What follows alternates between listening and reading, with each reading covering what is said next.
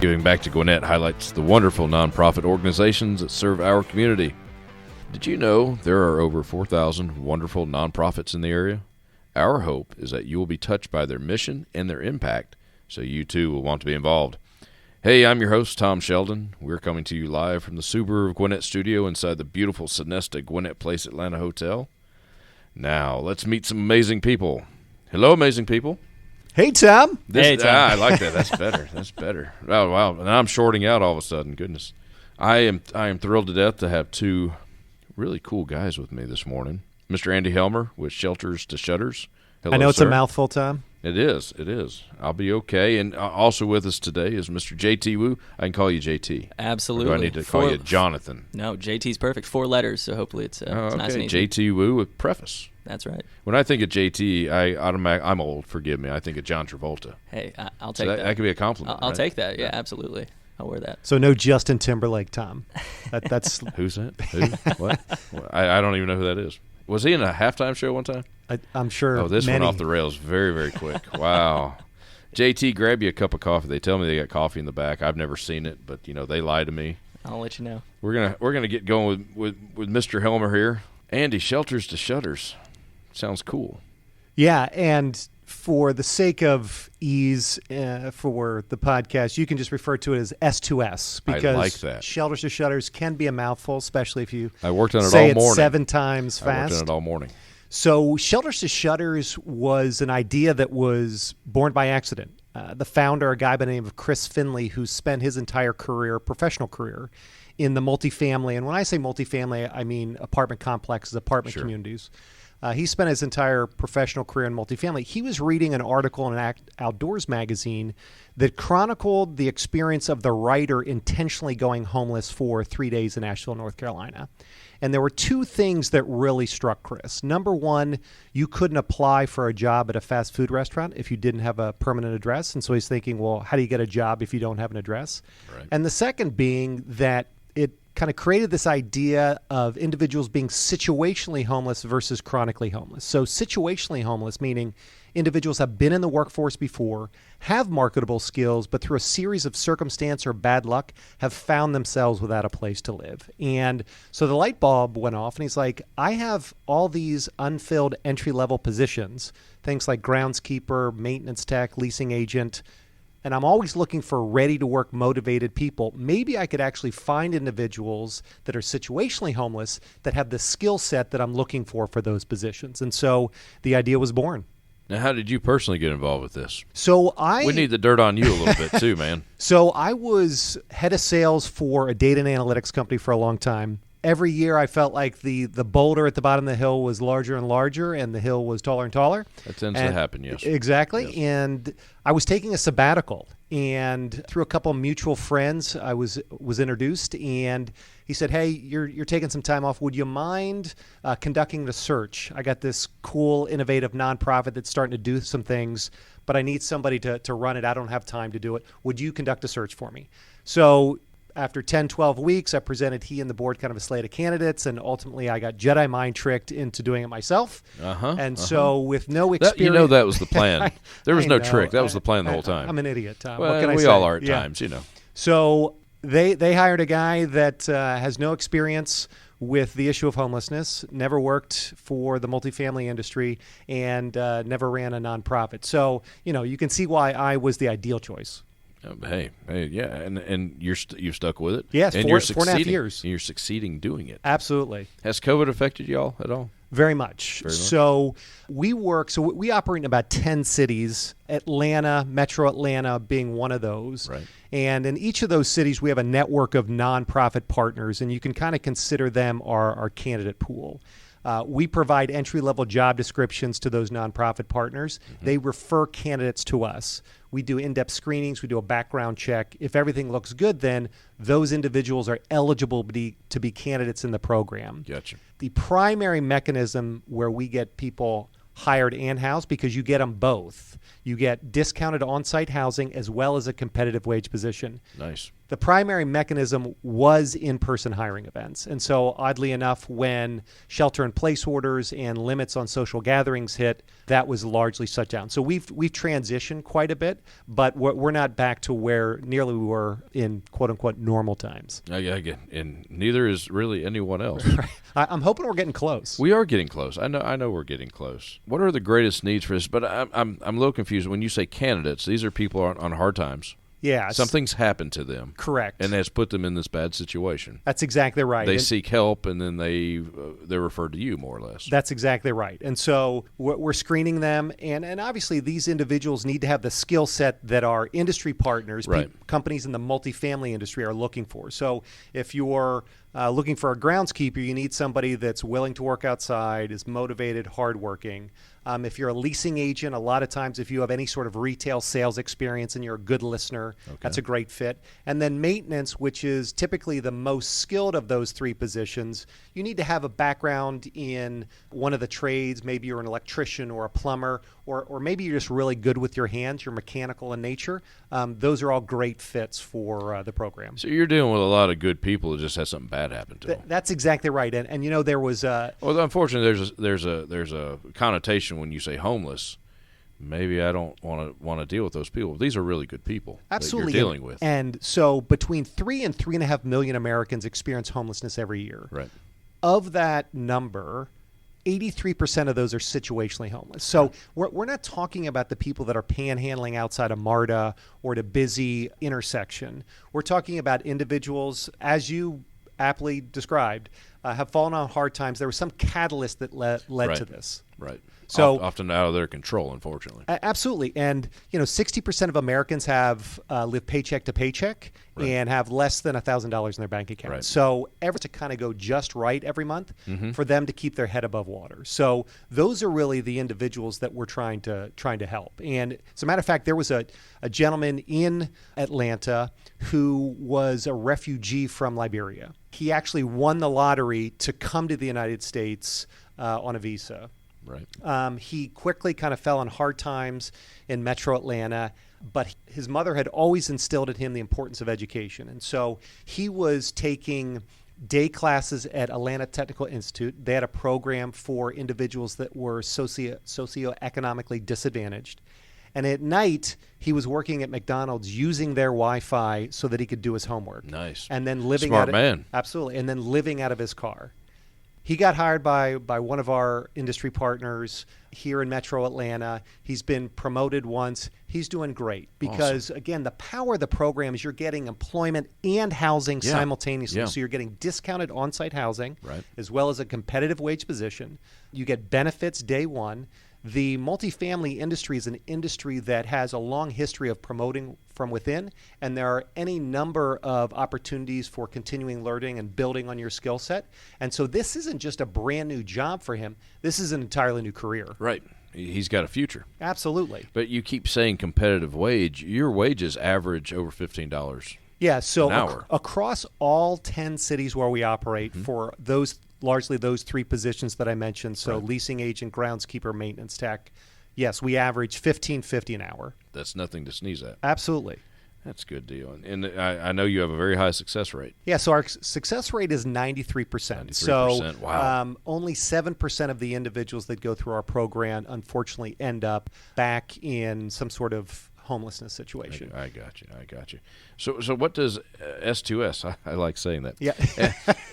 So tell me, what are the greatest needs right now for S2S? So one of the things that we kind of identified was that we wanted to more broadly engage the communities that we serve. And so we've started to set up city advisory boards. Atlanta has a fantastic city advisory board. And these are individuals that are passionate about the issue of homelessness or what we're doing. Okay. And, look, we say this is a hand up, not a handout, right? So we're teaching somebody how to fish. Right. And so, along with those city advisory boards, we really need to start to place resources in the cities where we operate to really start to accelerate our impact for those experiencing homelessness. And so, like every other organization, we're looking to add more resources, and typically that means we need to generate donation revenue so that we can plow it back into the cities where we're getting those dollars. So you would like to grow into more major cities? Absolutely. Metropolitan areas. I mean, the multifamily or apartment industry is located in literally every city and every town in America. Absolutely. And so we have a model that we've proven that we can go anywhere. And so absolutely, the sky's the limit. We want to be in 35 cities in the next 5 years. Well, say that again? 35 cities in the next 5 years. Nice. From 10 to 35 in 5 years. Exactly. You are a glutton for punishment, aren't you? Love what I do, Tom. Hey, if you don't have the ambition, why bother? No, go big or go home, right? Exactly. No, that's great. I like it. So what's next? Other than growing, what's next? With these city advisory boards, we understand that philanthropy in a lot of ways is local. Yeah. Much like the farm-to-table movement, the issues in Atlanta around philanthropy and the needs of Metro Atlanta, those are going to be different than what Washington, D.C. sees or Houston, Texas. Right. For one, your power grid's a little bit better. Oh, absolutely. So, what we want to do is engage our city advisory boards and see from a strategy perspective what makes sense in the next 2 to 4 years. So the core program, the program that I described, is going to stay the same.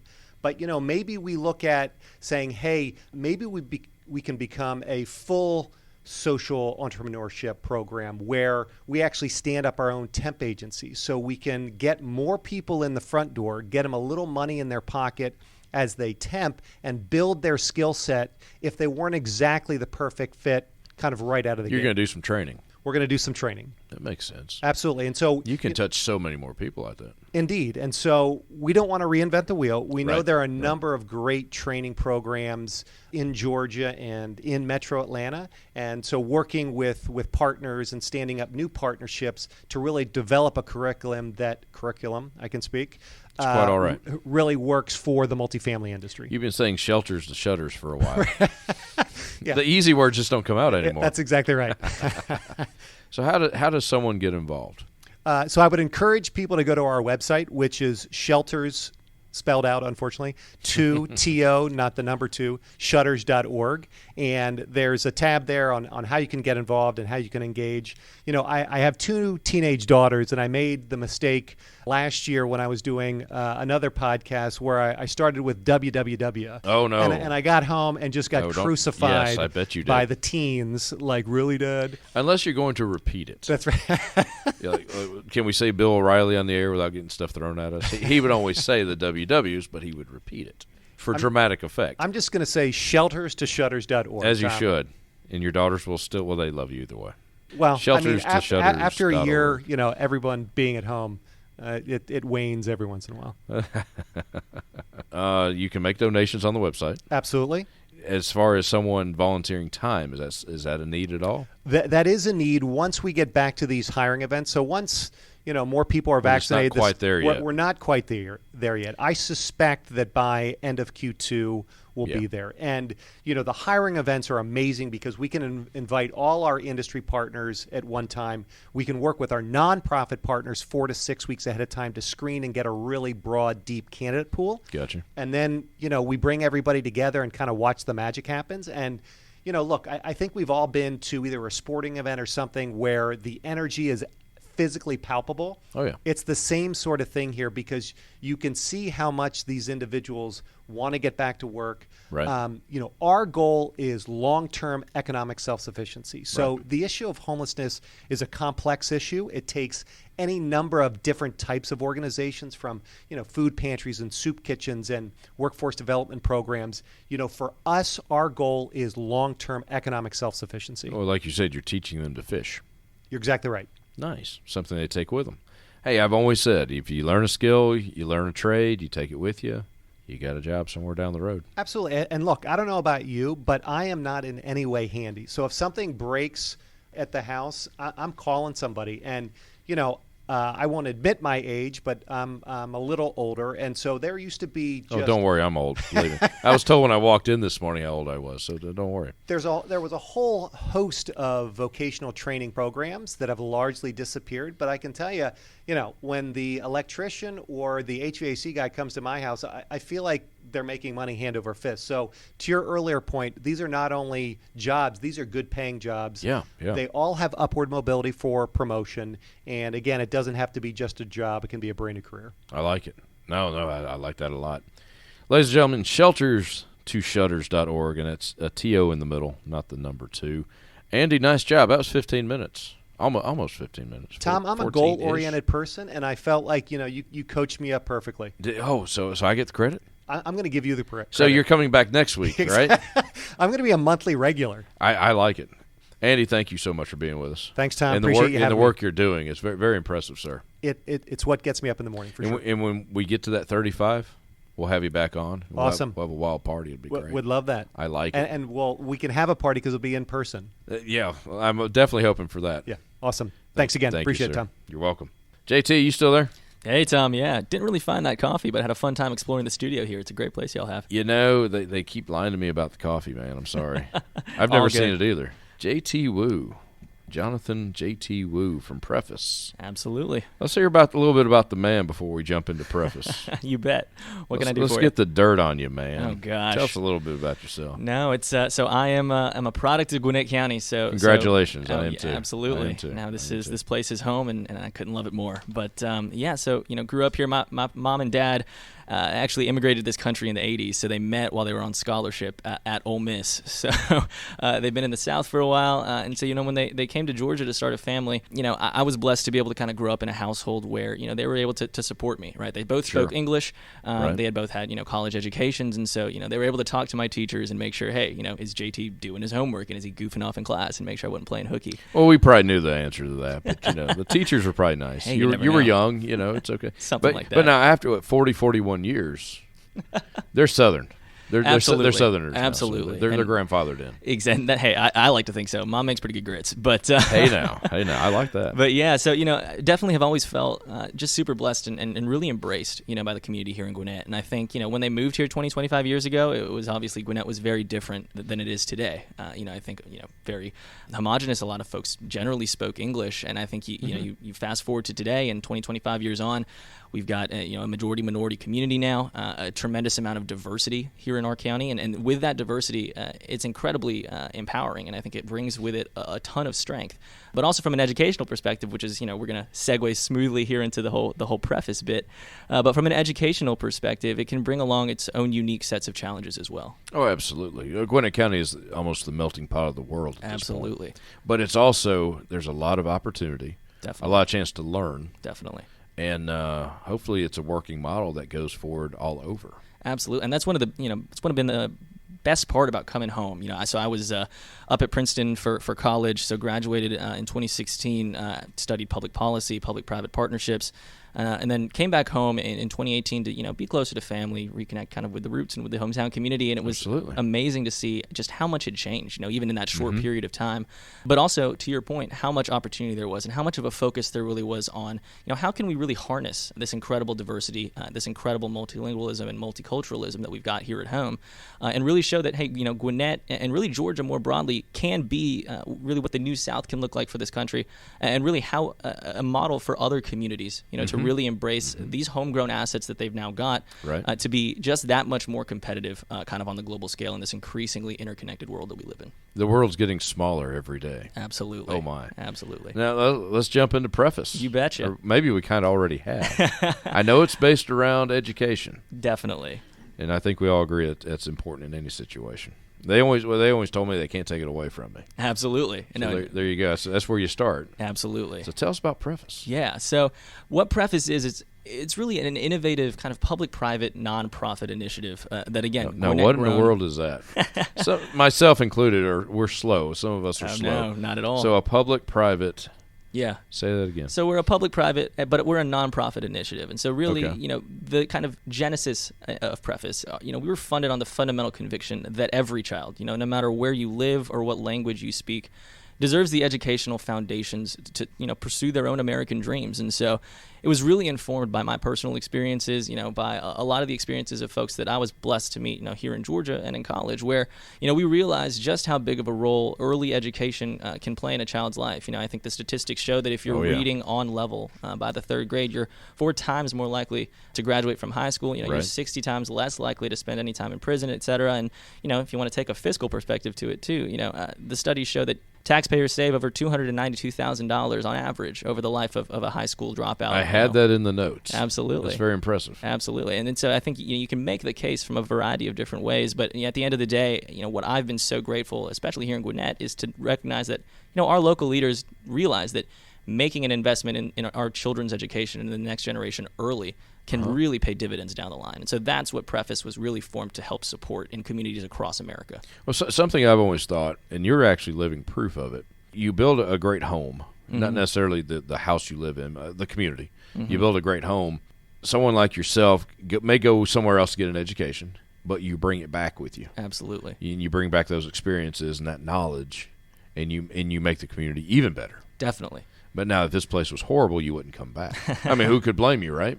So you build that community. See where I'm going with that? Oh, I absolutely do. It's very important. Definitely. And that's what we're really trying to do. I mean, I think our mission is all about, we're trying to foster equality through education and early childhood literacy. But such a big component of that is community empowerment because, what works and what the community needs in, a place like Dothan, Alabama or Birmingham or Wilson, North Carolina is going to be very different from what folks, might need here in Gwinnett County or in Metro Atlanta or in places like Charlotte or New York City. But at the end of the day, what the Preface model does is it trains, recruits, and empowers high school student ambassadors, as we call them, to basically, have baseline knowledge in educational best practices. So then they can be paired up with young students who are struggling to read in their own communities, in their own backyards, and help them, through small group reading sessions, through one-on-one or small group peer-to-peer relationships, and help them get up to where we all know they can be from a literacy standpoint. Because there are so many educators that we've been blessed to talk to, and when we started this initiative, we really just said, how can we help you? We didn't want to come in with some one-size-fits-all model that was overly prescriptive and that nobody wanted. We wanted to say, look, teachers, you guys are on the front lines doing God's work day in and day out. What can we do to support you as, young professionals with this, kind of nonprofit startup vibe? And so the answer was, look, we love our kids. It's really just a resource issue sometimes. And so we need more, assistance, if that's monolingual or multilingual resources, helping us to best engage with kids who, maybe they don't grow up speaking English in the home. So it can be so challenging to have to, learn a new language and a new curriculum in the classroom at the same time as a 5-year-old. Yeah, and you get lost quickly. Absolutely. You get lost in the system. Absolutely. Relationships do matter. Absolutely. We know that. But that's how this works, though. You're getting teenagers, high school kids, to be mentors and tutors. That's right. And I think the best part of it is we've seen, not only tremendous success from the little ones that we've been helping through our program. Right. We've had some of these kids, go from functionally illiterate to reading on track or above grade level in as little as 10 weeks with our program. And now, correlation not necessarily being causation, but I think it goes to that point that you just mentioned of how impactful mentorship and really just personal connection can be when you're meeting a child where they are and on their level, regardless of what that looks like in communities across the country. It can be real effective. But I think the second part that we've been excited about is how these high school students have really embraced this opportunity to serve and to give back, especially during these challenging times. When COVID hit, we went from an in-person model to having none of that really overnight. I was about to ask you, what has it done to you? Yeah, and so we were fortunate to be able to be at the forefront of that innovation. So, we partnered with technological companies all across the country. So we now shifted to an entirely safe and secure virtual platform. So it's powered by Google Meet. We use Epic, which is an online platform that has over 40,000 books available for kids to read. Nice. Different languages, different topics. Now say that again. Who was that? What Epic. is that? EPIC. And I think they have an exclamation point at the end of their logo. Google it. Yep, it's a great platform. That's a good resource for parents. Absolutely. Parents, teachers, it was actually recommended to us by our expert educational board. They were like, we love this service. We think that your ambassadors would enjoy it too. And, it really plugs directly into what teachers are doing in the classroom already. Because a lot of the times, when we go to different partner communities, we're in over 10 states now across America. We started here in Gwinnett County with one kind of pilot homegrown partnership in 2019, and we've been blessed to kind of really receive support and encouragement from folks all across the country. But again, we try to come alongside every single partnership in a unique way. We do one high school to one elementary school because that's how we believe, local needs really need local solutions. Yeah. And so, we try to really just make sure that everything that we do is directed by the teachers on the ground and is in complementary to the things that they're already doing. So you're not there to tell them what they're doing wrong. You're trying to help them do things right. Exactly. That's trying good. to supercharge what they're already doing in the classroom. Now, back in 2019, that pilot program. Yes. That was at the great Berkmar High School. It was. Go Patriots. Go Patriots. I understand you're an alum. Class of 92. There we go. It's been a great school and a great administration to partner with for sure. Good deal. Good deal. See, I'm a product of Berkmar, so it worked. Absolutely. We wish you were an ambassador back in the day. I would have been. I played chess. Hey, State there we go. championships. The football team would score 2 touchdowns a year. We were winning championships for the chess team. Anyway, we won't go down that road. I love it. Someone's listening and throwing stuff at the radio right now. All right, so how do you get your ambassadors? Yeah, so we partner with the administration and with local clubs in every single high school community that So you have a club. They form Preface Club? Not necessarily. That would be kind of cool. It would be kind of cool, but really we found a lot of efficacy with just really talking to, if that's the college counselors, if that's assistant principals, if that's English as a second language kind of focused folks.